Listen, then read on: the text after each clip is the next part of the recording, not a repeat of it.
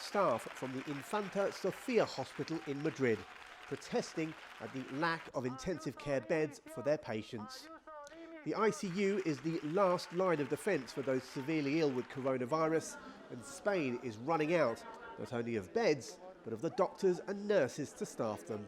No han tenido ninguna previsión ni en recursos humanos, o sea, van poniendo parches, ahora no consigo gente, pues consigo que los extracomunitarios tengan título.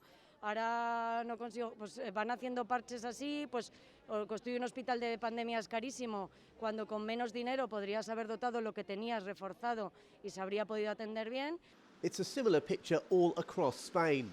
The country is in the firm grip of the second surge of COVID-19, and similar to when the pandemic first struck back in March, Spain's healthcare system is buckling under the pressure, with 32% of ICU beds now being taken up by coronavirus patients. Now, for the average coronavirus patient with serious symptoms, it takes 7 to 10 days to go from infection to hospitalisation. Now, once admitted in the ICU, those patients will probably have to stay there for several weeks, even as others arrive as the infection rates continue to rise. It all adds up to more pressure on the already struggling healthcare system. This situation is exactly the one the government wanted to avoid when it imposed a second state of emergency 3 weeks ago.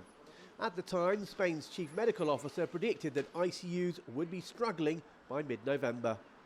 La incidencia sigue creciendo durante las próximas 2 semanas.